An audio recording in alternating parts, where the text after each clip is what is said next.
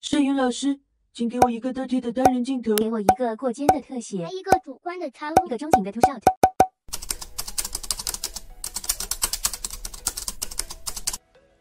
先别怕，曾经我也一样被这些花里胡哨的术语搞得晕头转向。其实，它们都是制作分镜时很重要的元素。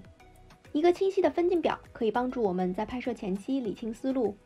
而要学会制作分镜，首先要掌握基本的景别和镜头类别。看完这期视频，你会发现它们其实一点都不难理解，掌握了它们，就仿佛掌握了一门新的语言，可以让你轻松地把脑海中的画面翻译到镜头里。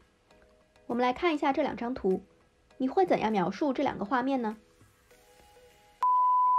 首先，我们要区分一个经常被混淆的概念 ：shot size 景别和 shot type 镜头类别。接下来，我们就一起来学习一下这两种分类以及它们的运用。景别是根据被拍摄的主体在画面中所占的不同大小来进行的区分，大致可以分为大全景、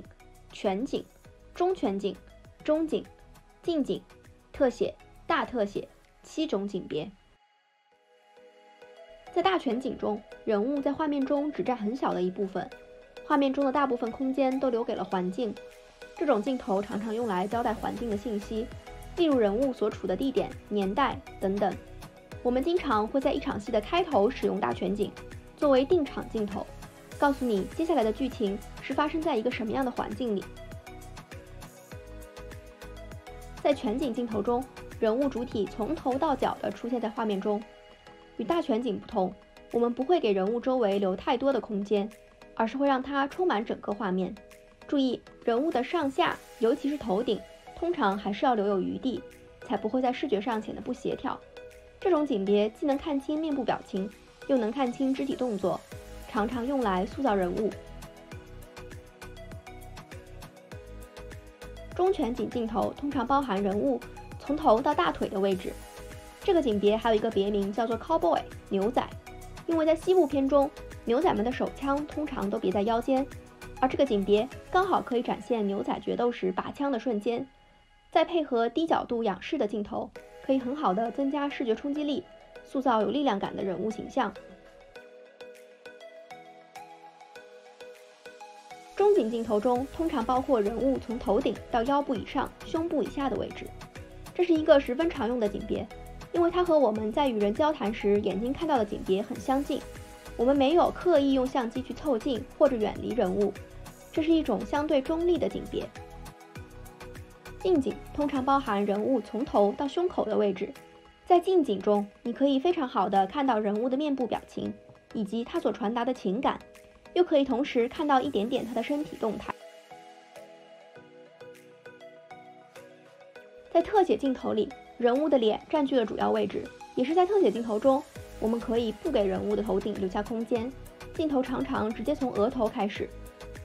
特写镜头是创作者十分强的主观选择，本身就起了强调作用，将观众的注意力集中在人物的情绪上。这种极其亲密的镜头可以让我们强烈地感受人物的快乐、悲伤、愤怒等情绪。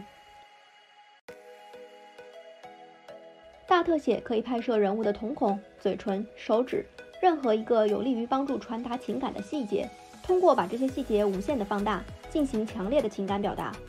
在适当的时候用好大特写，可以让故事的情绪达到顶点，但也要注意，不管是特写还是大特写，都尽可能的不要滥用，只出现在关键时刻才起了强调作用。来，我们回到《无间道》来看一下这个教科书级别的镜头运用。對唔住，我係差人。邊個知啊？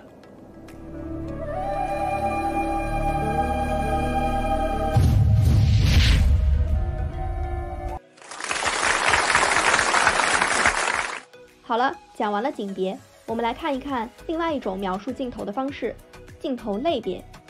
景别描述的是画面中主体人物的大小，而镜头类别描述的则是画面的其他特质，包括构图、运动、视角等等。这里可以讲的内容很多，今天我们只拆分一下不同构图的镜头类别，大致可以分为单人镜头、双人镜头、三人、多人镜头。大致可以分为单人镜头、双人镜头、多人镜头、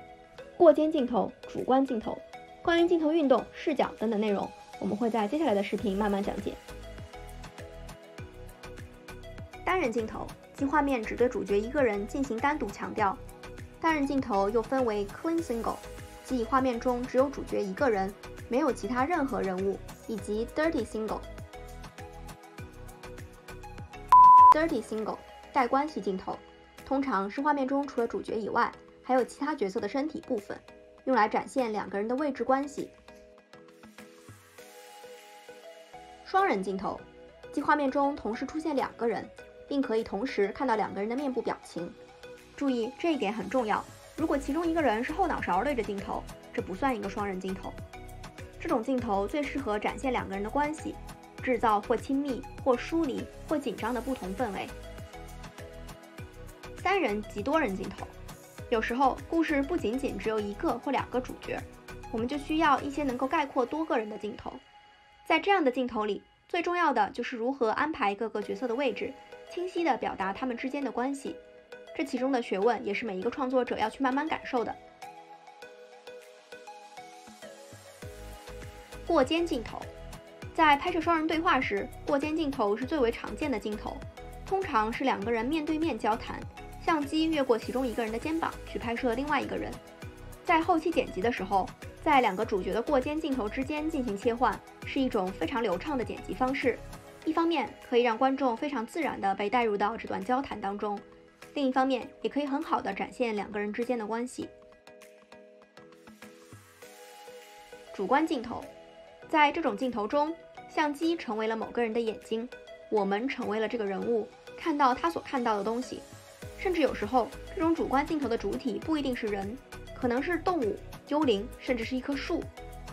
用好主观镜头，就可以让观众进入你的人物脑中，体验他的情绪。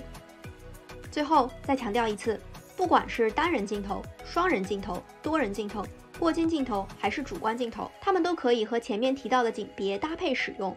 单人镜头可以是全景，也可以是特写，把这两种描述镜头的方式灵活的组合运用，你就可以找到最适合你的镜头设计啦。好了，我们来回答一下开头的时候提到的问题。这两张图片，它们都是特写镜头，但一个是双人镜头，而另外一个是过肩镜头。本期视频就到这里啦，如果你学到了一点知识，记得给我点赞、收藏、投币，一键3连。这里是合理活羊驼，一个混迹在好莱坞的电影学生，我们下期再见啦。